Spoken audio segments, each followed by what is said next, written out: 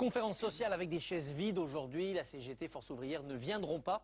Comprenez-vous et approuvez-vous ces syndicats? Bon, que les syndicats boycottent la conférence sociale, ça tombe bien. Les salariés boycottent les syndicats depuis des années, puisqu'ils ne se sentent absolument pas représentés. Non, ce qui est intéressant, c'est de voir que ces syndicats, dont je considère qu'ils sont complices de tous les choix politiques qui ont été faits et qui ont entraîné la situation dans laquelle nous sommes aujourd'hui, n'arrivent même plus à faire semblant. Ils sont invités dans des grandes conférences qui sont d'un ennui, d'un vide et d'un creux absolument inouï, à l'image d'ailleurs du discours du président de la République.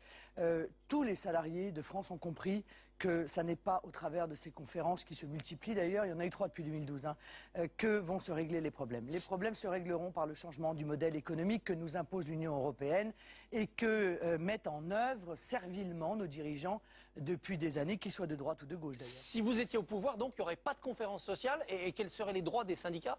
Non mais c'est pas d'une conférence sociale dont sortent les droits des syndicats, ils sont en train de gérer la pénurie. Moi si j'étais au pouvoir, j'arrêterais de gérer la pénurie pour une raison simple, c'est que je m'attaquerais à la pénurie. C'est-à-dire que je recréerais l'emploi. Et pour recréer l'emploi, il faut retrouver le chemin de la croissance et pour faire tout ça, il faut arrêter la politique d'austérité, il faut arrêter la politique récessionniste qui est mise en œuvre, il faut arrêter la politique antisociale qui est mise en œuvre. Elle est stupide. Voilà, on a vu les résultats en Grèce, on a vu les résultats en Espagne, on a vu les résultats au Portugal, on voit les résultats en France, c'est stupide. Et en plus, ça crée des souffrances inouïes qui, encore une fois, n'ont aucune utilité. On voit bien, la croissance ne redémarre pas, l'emploi ne redémarre pas. Alors justement, tous les voyants sont l'Europe veut baisser les charges sur le travail pour faire redémarrer l'emploi et la croissance en cherchant d'autres ressources fiscales. Est-ce que vous approuvez cette ligne? L'Europe veut nous imposer l'austérité. Ils sont en train de le faire. Ils l'ont fait hier, ils le font aujourd'hui, ils le feront demain. Ces méthodes-là ne fonctionnent pas. Ces méthodes créent la récession. Ces méthodes contractent l'économie. Ils font peser des impôts de plus en plus lourds sur les classes moyennes et les classes populaires qui n'en peuvent plus. Encore une fois, ce modèle est un modèle vicié. Alors les syndicats ne sont pas complices sur le compte de pénibilité qui a été décalé par Valls. Ils sont complices sur le modèle. C'est bien le compte de pénibilité ou c'est pas bien? Les syndicats ont refusé de s'opposer au libre-échange total. Ils défendent l'immigration qui pèse à la baisse sur les salaires. Ils défendent l'ouverture totale des frontières imposées par l'Union européenne. Ils s'opposent au protectionnisme qui est le seul moyen d'éviter la concurrence internationale déloyale. Ils s'opposent au patriotisme économique qui permet à l'État de donner un avantage dans les marchés publics aux entreprises françaises. Donc ils ont adhéré à ce modèle. Mais ils sont discrédités. Voilà la réalité. Ils défendent les seuils sociaux qui permettent dans les entreprises aux salariés de s'organiser.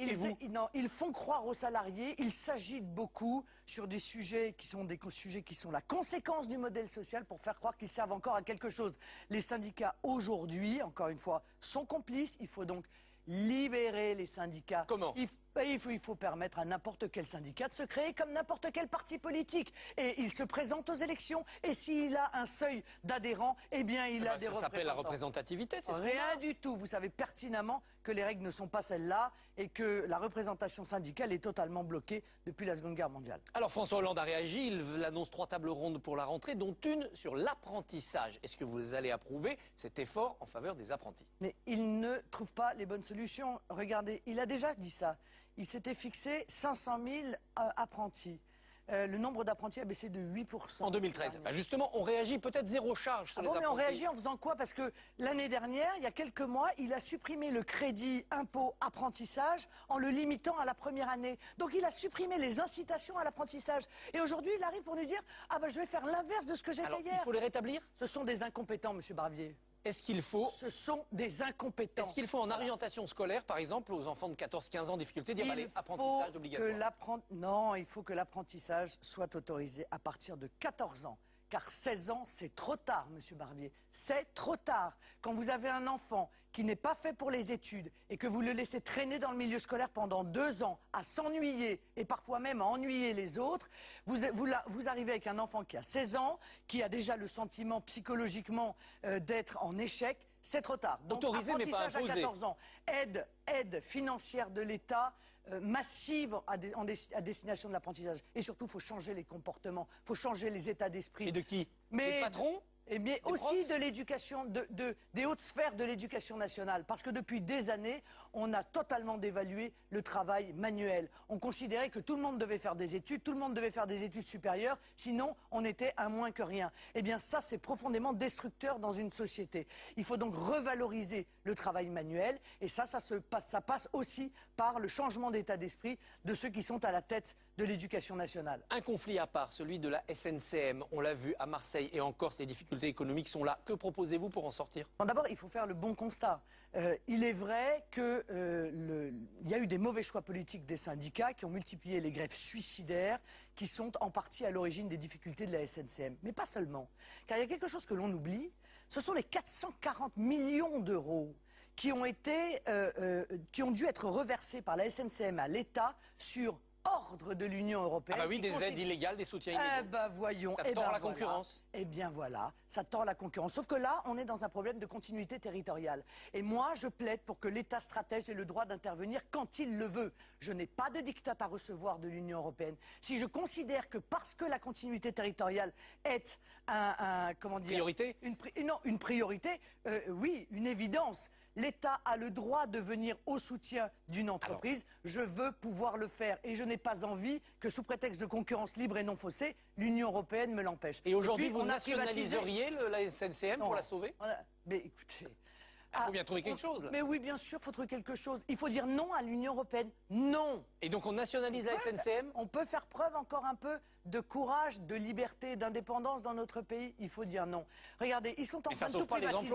Ils sont en train de tout privatiser. Ils sont en train de privatiser la SNCF. On le voit bien que tout vise à privatiser la SNCF. On rapproche de RFF pour que les rails soient mieux entretenus. Rien du tout. L'État revient au contraire. Rien du tout. Ça c'est pour la galerie.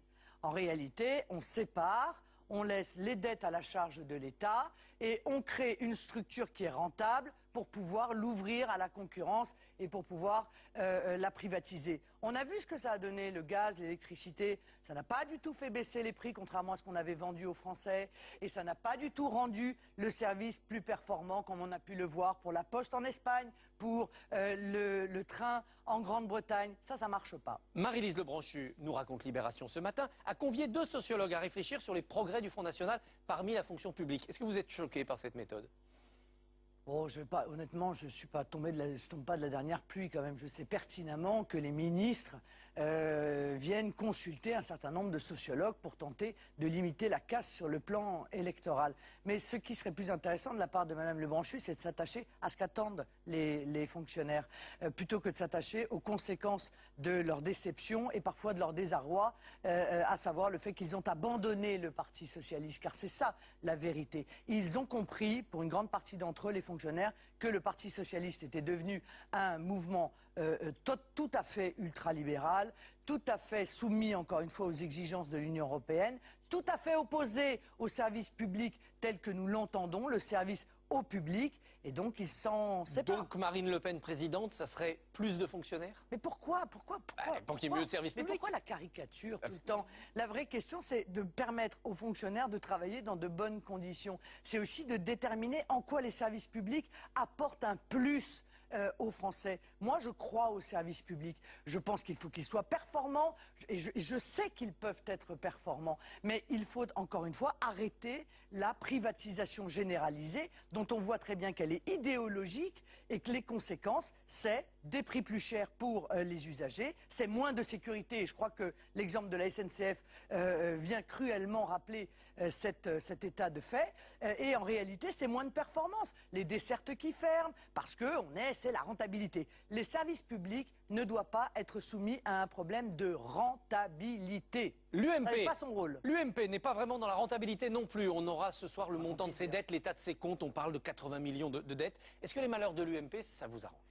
Non mais écoutez, l'UMP, tout est pourri là-dedans, excusez-moi. C'est-à-dire septième quand même procédure ouverte contre Nicolas Sarkozy. Moi je veux bien qu'il aille régulièrement sur les plateaux pour dire qu'il est victime d'un complot. Mais enfin, 7e procédure, dans des affaires qui sont tout de même sur le fond extrêmement graves, si elles se révèlent vraies. Et dans l'affaire Big Malion, on voit quand même se dessiner une véritable escroquerie organisée. Quelle escroquerie? Parce que moi je vois pas d'escroquerie. Ah, vous voyez pas d'escroquerie? Il y a du gaspillage, ils ont trop dépensé. Ah, vous voyez pas d'escroquerie dans le fait de prendre en charge des frais qui auraient dû être intégrés dans un compte de campagne, il n'y a pas d'escroquerie. Il n'y a pas une violation claire de la démocratie. Mais vous pensez que certains se sont enrichis au passage, des escrocs? Oh, écoutez ça, je vais vous dire, vu la haine qui existe à l'intérieur de ce mouvement, nous allons laisser cette haine faire son œuvre et les dénonciations se multiplier comme elles se font dans les journaux depuis des mois et des mois. Moi, je remarque une chose, si j'en crois ce que j'ai lu dans les journaux, l'UMP a dépensé 98 millions d'euros en 2012.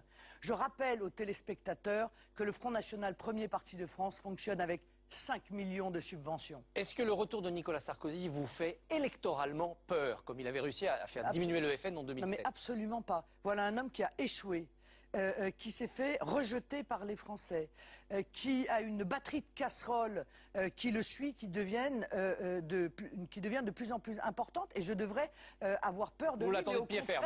Mais au contraire, qu'il vienne.